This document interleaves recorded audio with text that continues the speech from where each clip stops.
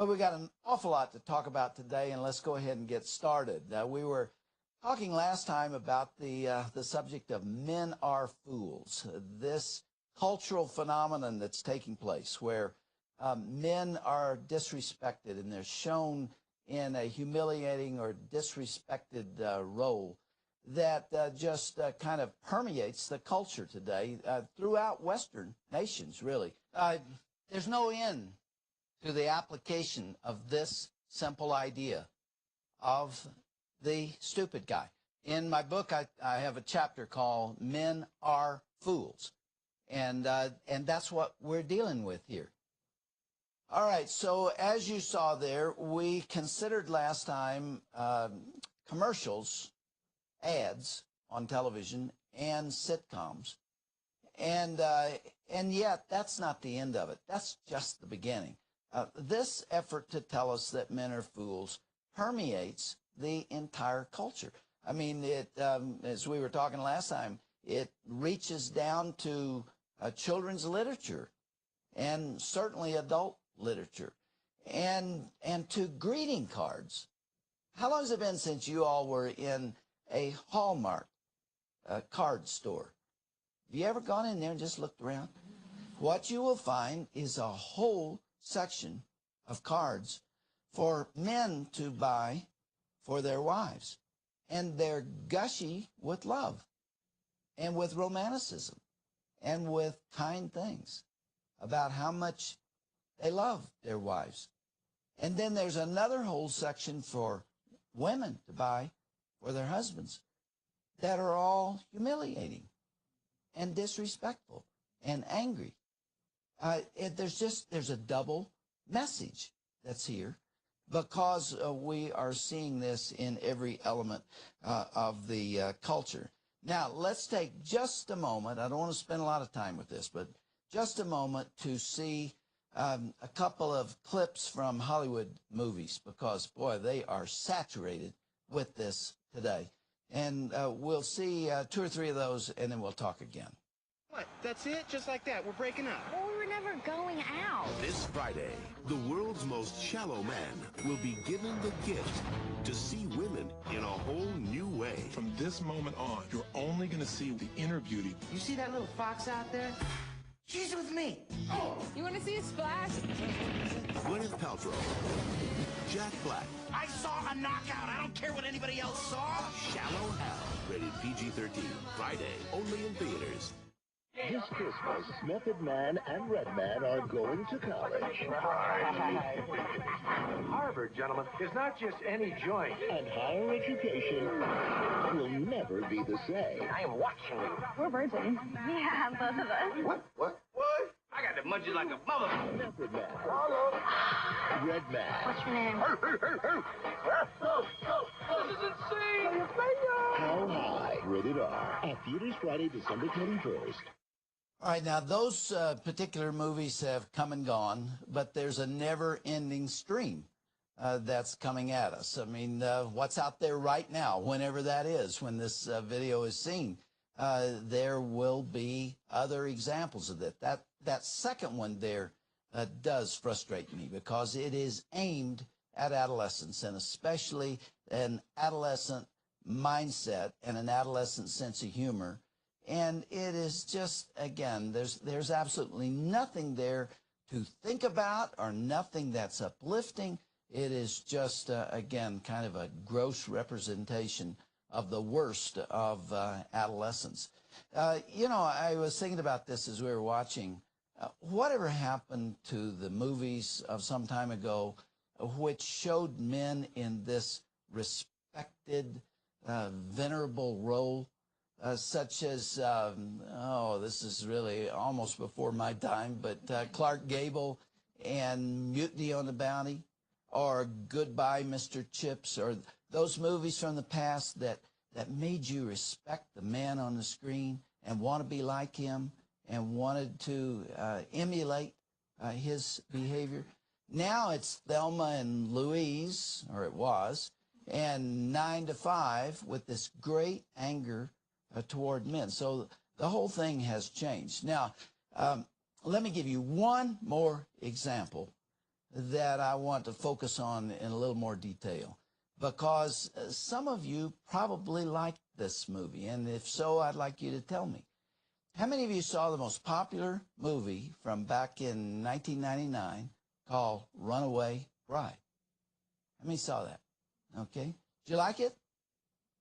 You're afraid to ask. Yeah. Well, are you aware that you were being manipulated by that movie? Are you aware that it had a decided agenda, that they were trying to accomplish something with that movie? Are you aware that that was a compendium of sex role reversal, showing women make great men and men are pretty sad wimps as men? You remember seeing that?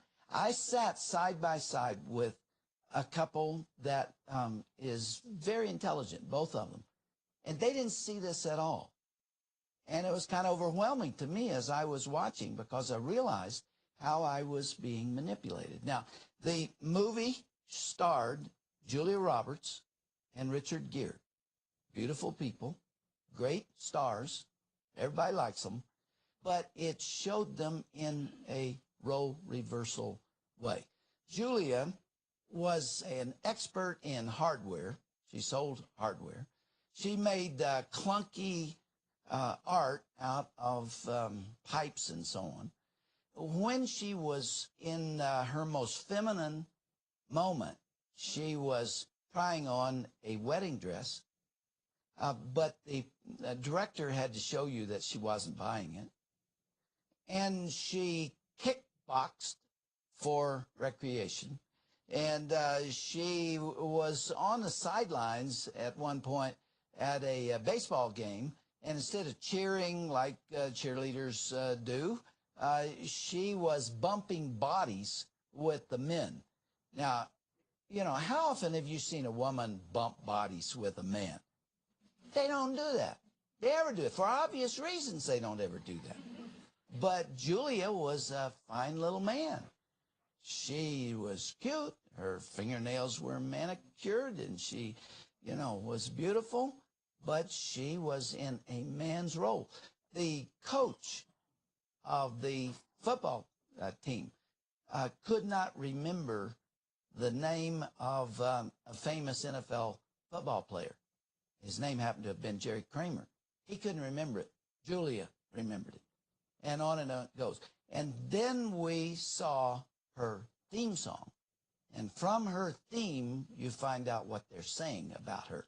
Let's watch. One antique hot water handle with the hot still on it. Guaranteed to fit any American standard cast iron tub with a 4-inch cinder mount.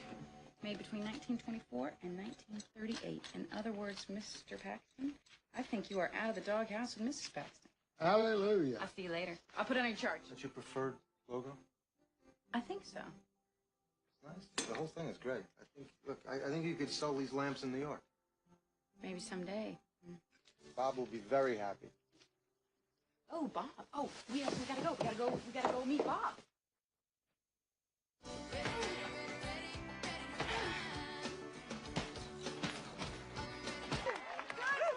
Hey, punt!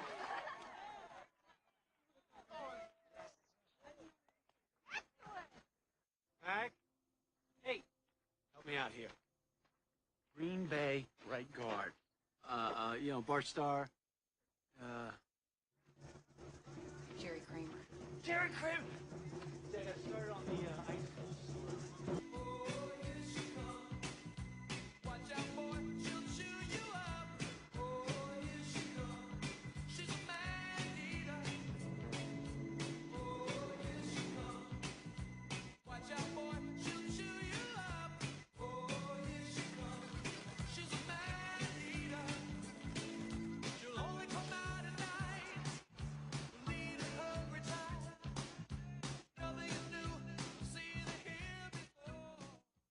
Did you catch the lyrics there?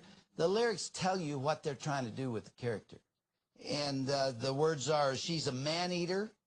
Oh, here she comes. Watch out, boy. She'll chew you up. She could really rip your world apart. That's Julia. That's the bride. That's the runaway bride, Julia. Now, you don't understand what they're trying to do with Julia till you understand what they're trying to do with Richard Gere, the male lead. And he is a complete and total wimp. It is just amazing. It's even more dramatic than what they're doing with Julia's role.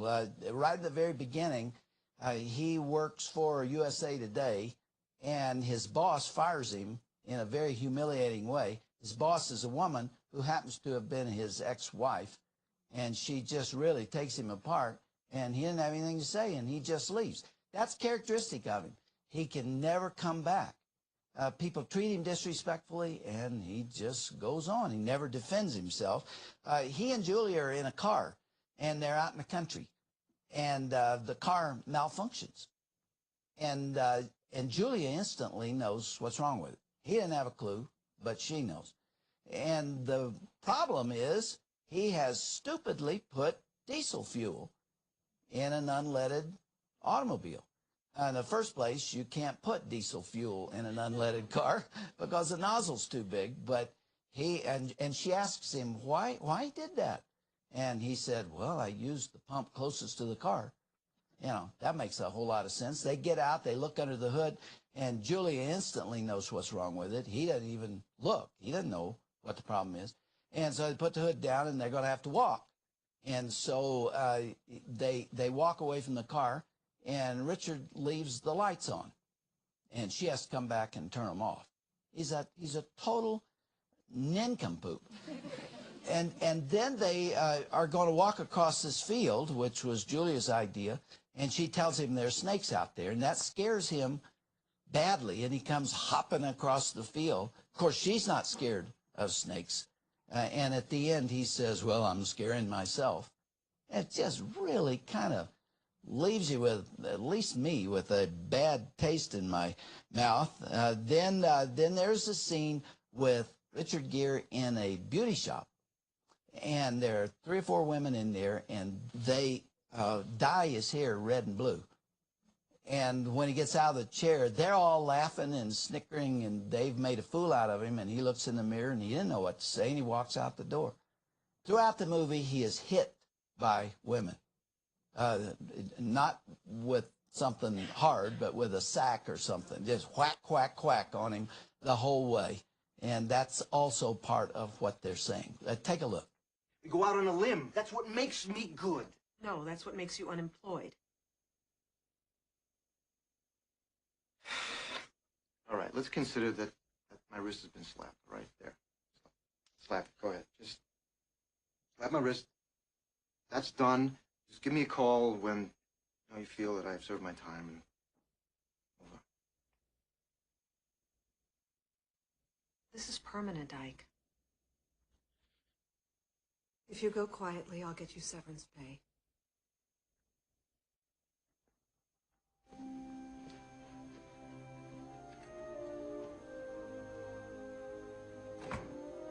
I'm sorry,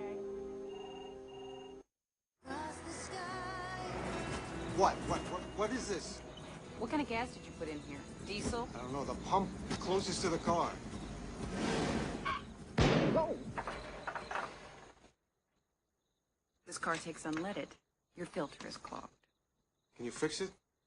I'm gonna need to get some tools. Oh, good. Kind of isolated here. Yeah, it's nice. Well, if there's one thing us New Yorkers know how to do, that's hail a cab. If there's no cab, we walk. Well, if we saved a battery here, there's a place just down the way. We country girls cut across the field. It's quicker.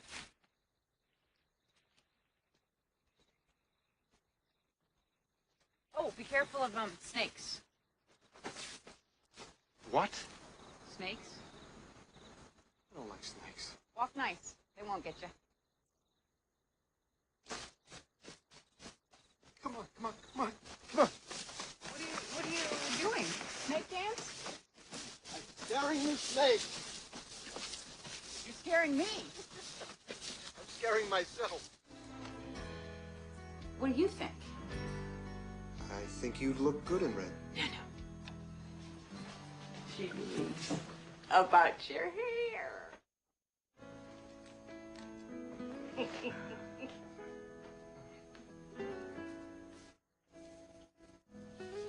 My jacket, please. Excuse me, sir. You know where I could get some shampoo? Some strong shampoo. Doc's Pharmacy, 3rd and Elm. Tell him Pete sent you. You want my hat? No, I'm fine. You might need it. Any little grams in the future? I could. You think there's a consistent pattern here? Can you imagine Clark Gable playing that role? Or any of the masculine role models of the past? No, there is one more 5-second scene that I want to show you. And you're going to have to watch very quickly because it comes and goes. It has absolutely nothing to do with the movie. It plays no role with the movie. The characters are not anywhere else in the movie. You have to ask why they're there. Why did they do what they did?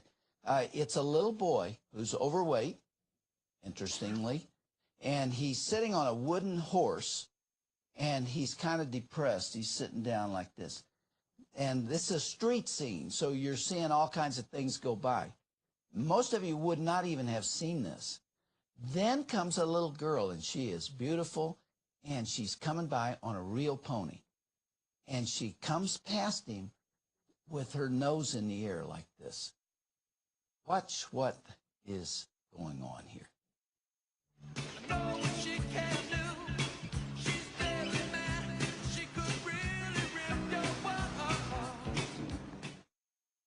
That's the essence of it. What did that have to do with the movie? You know, why was that there? What is the message that they're giving through this? Anybody? Okay. What I get as the message is that get used to it. It starts at an early age. Yeah, you're right about that. Okay. You've talked a lot about culture war over the years. I think we're in something a lot greater than a culture war. I think it's a spiritual war. I think Satan is out to destroy manhood. And what is happening is an attempt to destroy that foundation. And we do have to take action, whether it's to write sponsors to stay away from these movies, to cut off the TV set. But we have to know it is a war, and we're responsible for our children. And if we let them watch this and we put up with it, then we're the ones who are going to have to answer to the Lord for it. I can't tell you how much I appreciate what you said. This goes to the heart of the relationship between a man and a woman, and especially to the heart of marriage. And it just rips right into it. And what is the message of what we just saw?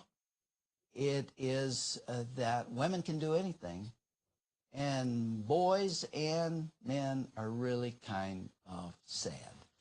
You know, look at him sitting there on that wooden horse. That's the picture. That's the depiction of what they were trying to give to us.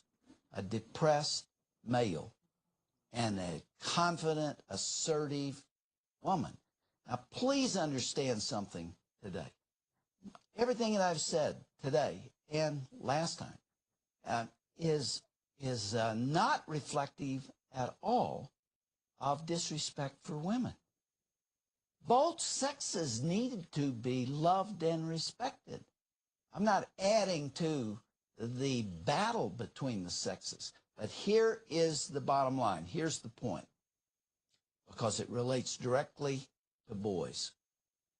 Boys are caught in this morass, and they're the ones that are being confused. They're the ones who have no clue as to what it means to be a boy and what it means to be a man. And they see these role models. So that's one message. The other one is that there is an attack on boys today. Are you aware of the book that was written by Christina Hoff Sommers called The Attack on Boys?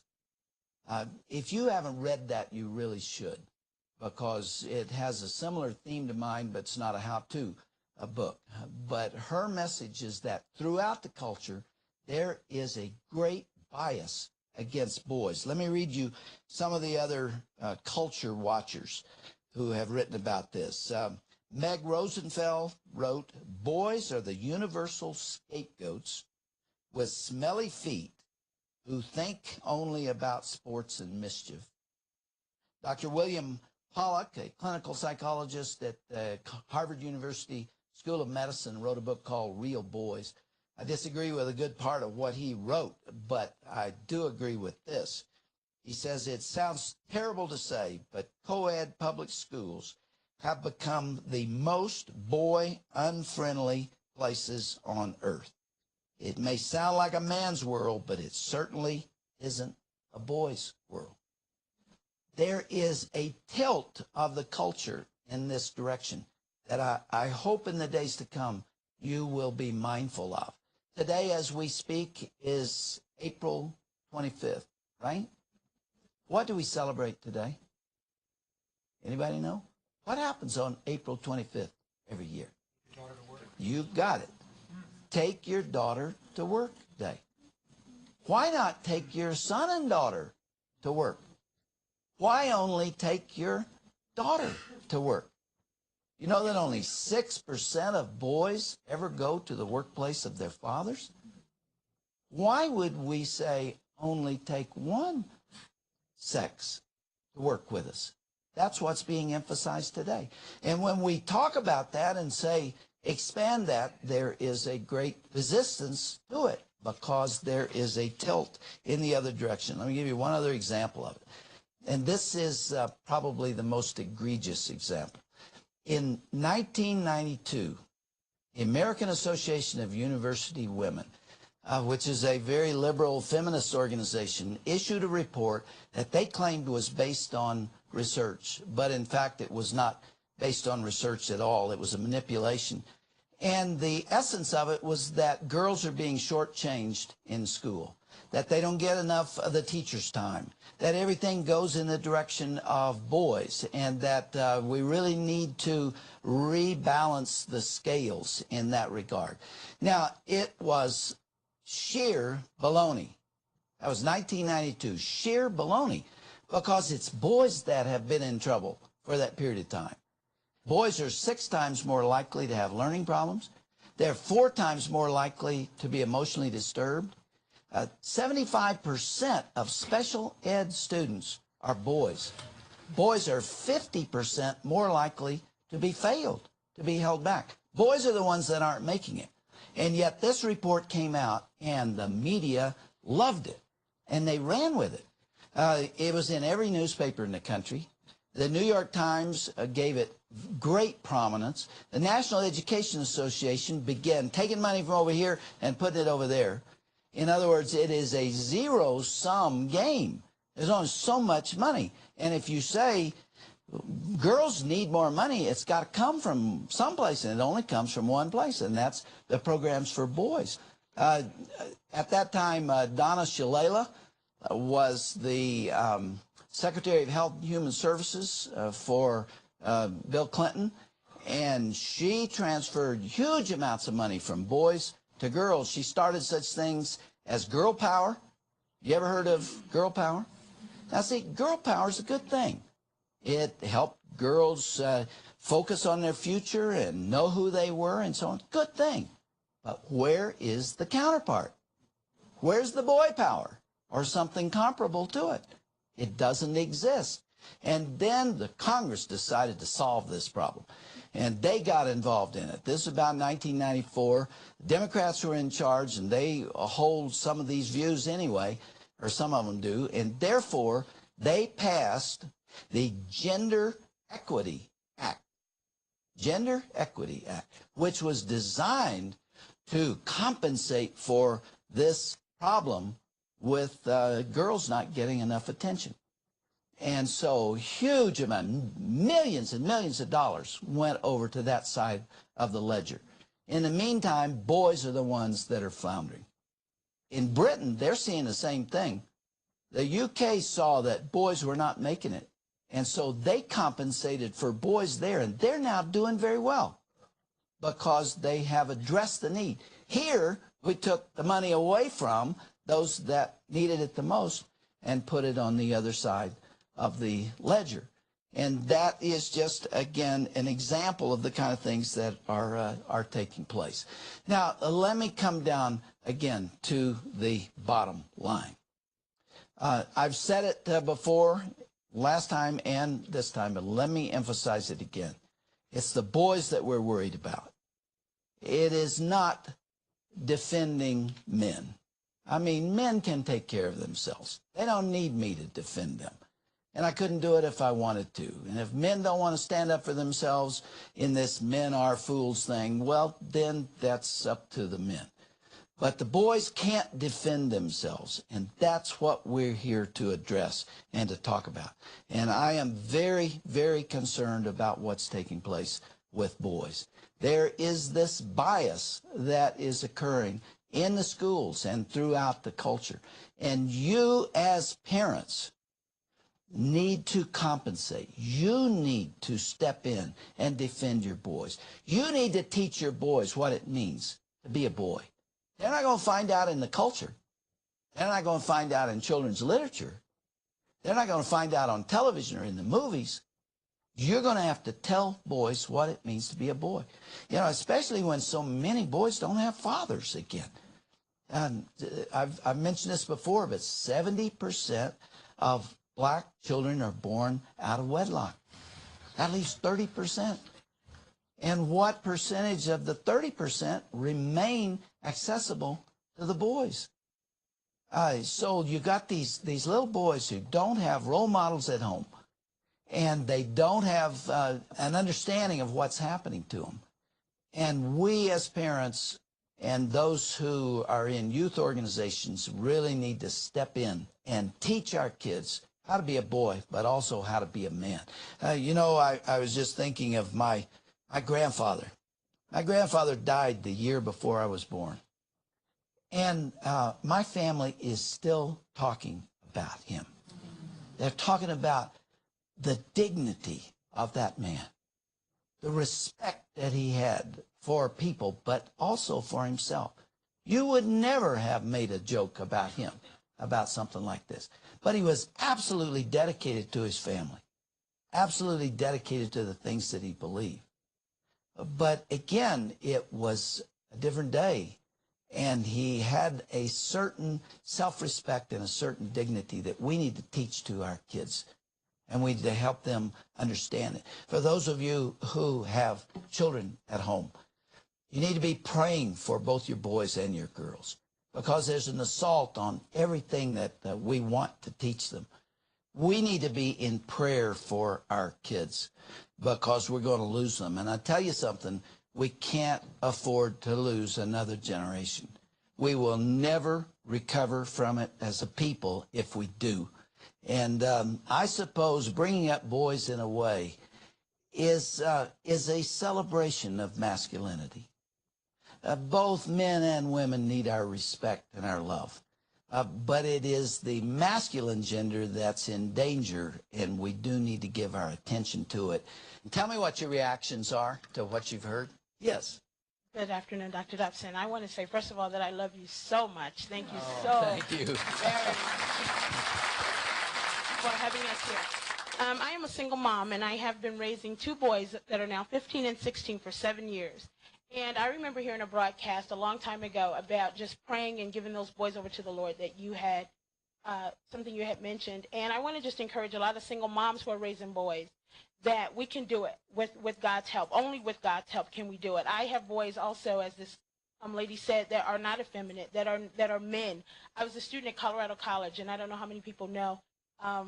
It's a very liberal school, and I took my son to a feminist class, and where there were only women, and they did this kind of talking down to man bashing, and he was able to stand his ground with these women in this class and say, bless his that heart. I was so proud of him. He's a traditional young man. He's great. He doesn't want his wife to work if she doesn't want to, and that. And I just thank you so much. And I want to say also that as women, I know the Lord has told me a lot of times to go in and apologize and to humble myself before my boys so that they can take those roles. Even in our homes, some things that I want to tell them to do, the Lord says, no, you give them that opportunity to make those decisions. You put those tools in, allow them to use those tools at home so that when they're out, they've tested them and that they work. And I thank you so much. I've given my boys preparing for adolescence to read on their own. I haven't read it to them. I haven't. When they have questions, they come to me and they talk to me about what's going on. But I thank you so much for all the tools that you've given us as parents also. Oh, my.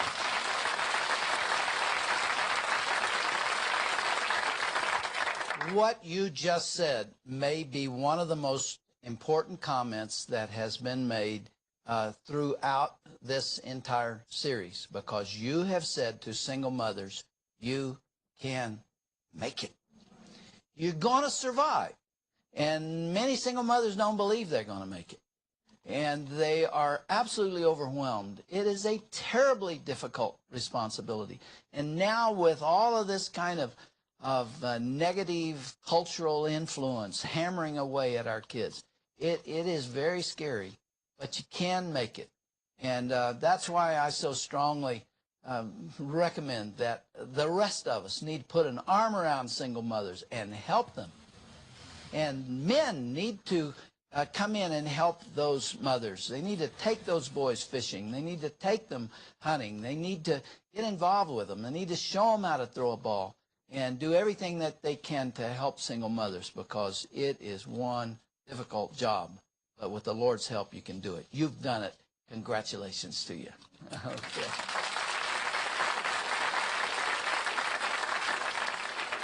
Okay.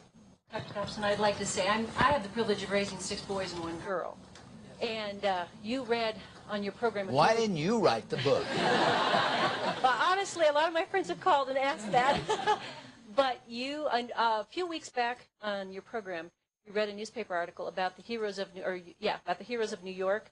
Yes. And the minute your program was over, the phone started ringing, and my friends were saying, "Did you hear Dr. Dobson?" Because they said, "This is what you've been telling us for years." And this is my cry, my battle cry, is that I have a wonderful husband who's a very masculine man who has helped me to raise these boys to be warriors for the Lord, not to be effeminate and not to be...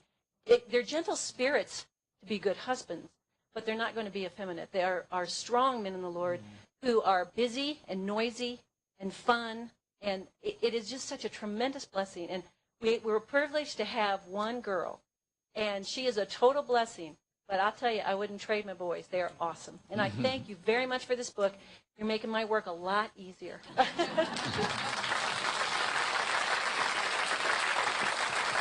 Bless you for the job that you're doing. The article that you mentioned is wonderful. It was written by Peggy Noonan, and she's a great writer. I really enjoy reading her stuff. And the article was called Welcome Back, Duke. Guess who she's talking about? John Wayne. And how Duke's been gone because we have feminized men. And she's talking about the horrible bombing in New York and the men who came in there and put their lives at risk. Many of them ran into the building in order to help save people and tell them where to go, and many of them lost their lives. And more recently, they've been out there digging through the rubble and trying to help people. And she said she stood on the sidelines and wept as she watched these strong, masculine men. She says it was not the physicians, it was not the accountants, it was not the executives.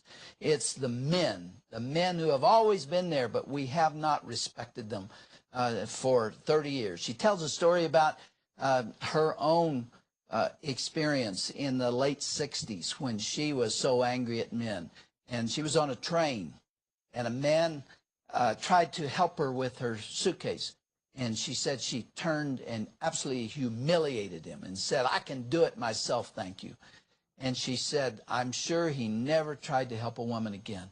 And I am sorry. Duke, welcome back." Yeah, it was a great article.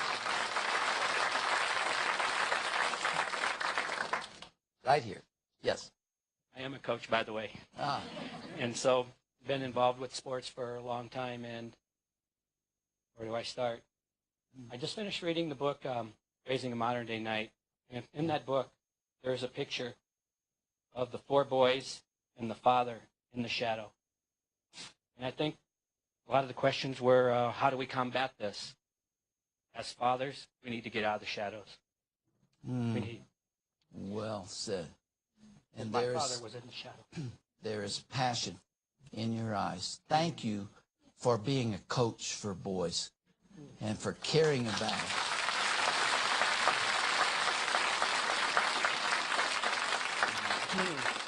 Sorry, I wanted to get through this without this, but I was very fortunate that I had a very strong male coach that I was almost kicked out of an organization because of my Hispanic heritage.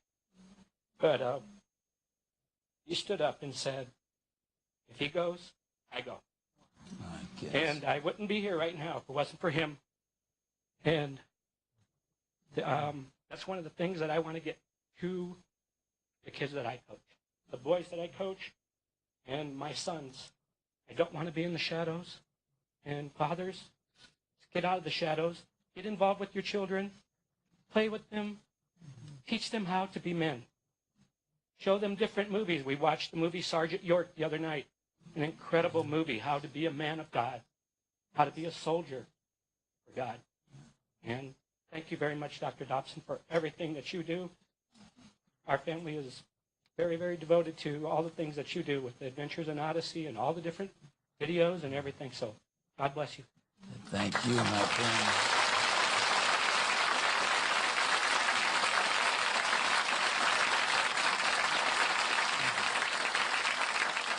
If I had a year or two to say what's on my heart, I couldn't say it better than you just said it, sir.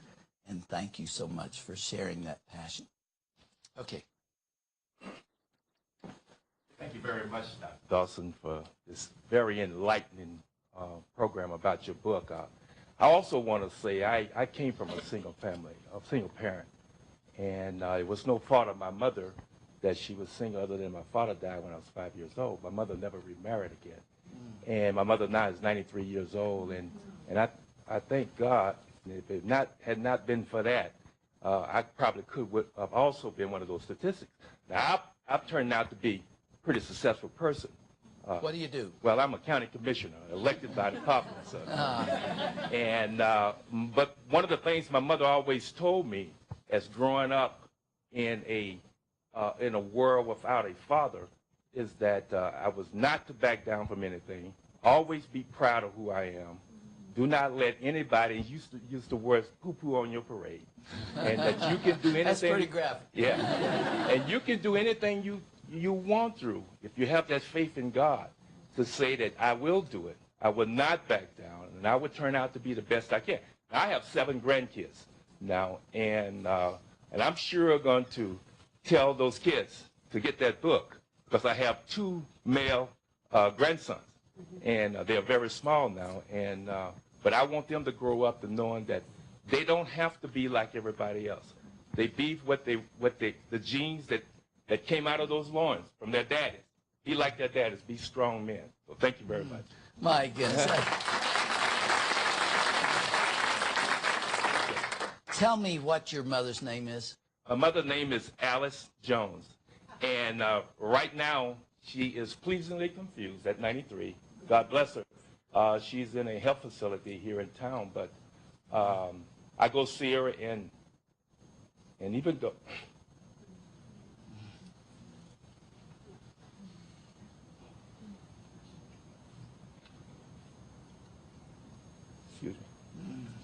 even though our conversations are not long, and because of the fact that she wants to tell me something so bad sometimes, and she'll start, and then she'll get very frustrated and angry because she can't complete.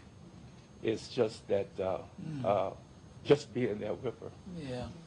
And you love her today, don't you? Oh,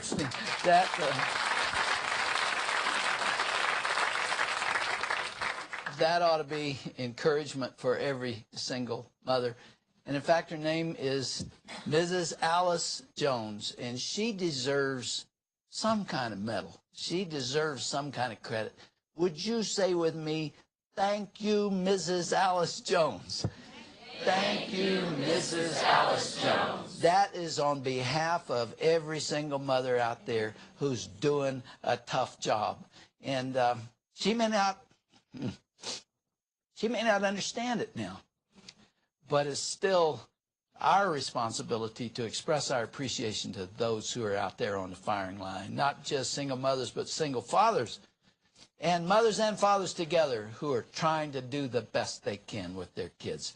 And that's what this is all about.